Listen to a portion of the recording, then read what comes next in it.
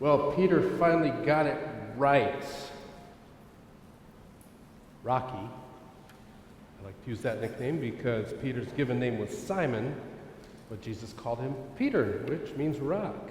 So Rocky had stumbled over other questions and might have been a little discouraged, but this time he could pat himself on the back.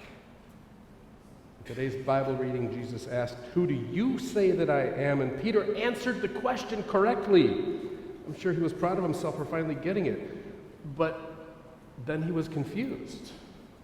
Again, the question is, was his answer really correct to begin with? I think people generally read this part before Jesus called Peter Satan and told about how he was going to suffer and die and rise again as a time that Peter really got it. But Peter really was confused. See, when Peter called Jesus the Messiah, that's the Hebrew, he used the same term as the Christ. It's in Greek. Both mean anointed one. And usually they would be referring to the kings of Israel. The kings were powerful and they ruled absolutely. Weakness was not something people associated with a king, an anointed one. Suffering and death would certainly not go with the title. So Peter called Jesus the Messiah in Matthew, and today we read from Mark, but in Matthew he also calls Jesus the Son of the living God. Both titles also would be reserved for the king or the Egyptian pharaohs. And when Peter called Jesus that or those names, it was as if he was calling on Jesus to take over and maybe even set things right with a military coup. Peter wanted Jesus to show up and take charge with violence and power. That's what calling someone the Messiah would mean in that context. So Jesus called Peter out and he set the disciples back on course. He said to Peter, "Satan." And before anyone gets too concerned about that, Satan may be a loaded term for us, but it means adversary and doesn't have the same implications as the church lady on Saturday Night Live used to have. Jesus called Peter, called him out, and set the disciples straight about what was coming. Jesus wasn't going to storm in and take power violently, because violence is not the answer. And returning violence for violence is not the answer. Showing force and threatening violence is not the answer. Boasting how large your missile arsenal is does not lead to peace. A threat of, a display of, the use of it in retaliation, violence doesn't show a people of peace. Bombing your neighbor does not lead to peace. It leads to more violence. When a people of peace respond to violence with peace, it doesn't show weakness. It doesn't show naivete.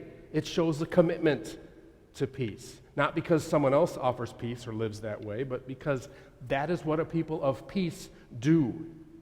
Jesus was not about violence. He was and is about peace. But what about where he said, "I have not come to bring peace but a sword," in Matthew 10? Well, the expression and the context there is more like, "I haven't come to make you comfortable. I'd rather tick you off." It's a message reminding followers that following Jesus' path of love isn't always going to make for easy relationships with people who follow a different path. And so today, identifying Jesus as the Messiah, it comes with a different understanding, an understanding that Jesus isn't about government or military takeovers. It comes with an understanding that following Jesus is about authentically loving God and loving everyone rather than forcing anyone to believe the way I do or you do. Right? It may sound contrary to how folks who claim to be Christian talk and conduct themselves sometimes. But it is how Jesus is. Identifying Jesus as the Messiah comes with an understanding that Jesus isn't about government or military takeovers. It comes with an understanding that following Jesus is about authentically loving God and loving everyone, rather than forcing them to believe the way that you do. And there's more. Jesus says, if anyone wants to become my followers, let them deny themselves and take up their cross and follow me. For those who want to save their life will lose it, and those who lose their life for my sake and for the sake of the gospel will save it. For what will it profit them to gain the whole world and forfeit their life? Indeed, what can they give in return for their life? Those who are ashamed of me and my words in this adulterous and sinful generation, of them the Son of Man will also be ashamed when he comes in the glory of the Father and the holy angels. That's some harsh words. Too many have misused those words to tell an oppressed people that their suffering is their cross to bear, instead of advocating for and working for change in systems that cause, add to, or feed the underlying reasons for the suffering of the marginalized, the outcast, and the forgotten. These words have been used as a weapon to put people down instead of an inspiration to serve God. Jesus' words aren't about telling the oppressed to suck it up. Jesus' words aren't about telling LGBTQIA+ folks that they're not permitted to live and love as they are. They're about an attitude adjustment.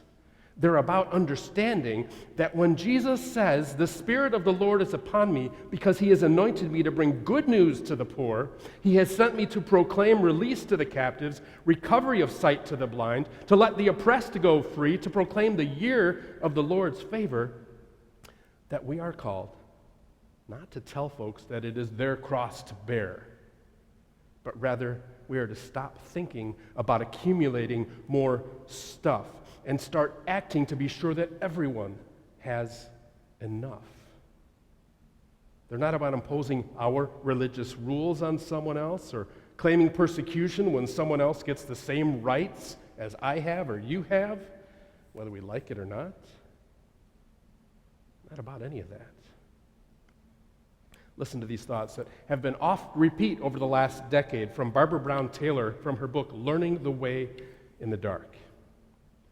Jesus was not brought down by atheism and anarchy. He was brought down by law and order allied with religion, which is always a deadly mix. Beware of those who claim to know the mind of God and who are prepared to use force, if necessary, to make others conform. Beware of those who cannot tell God's will from their own. We're not called to enforce certain rules, certain religious rules on everyone. Instead, let's spend our time and energy realizing that loving God and loving one another, letting our focus be on attending to one another instead of only on ourselves, that in doing that we experience life. So let's work toward God's vision instead of working as an adversary. Amen.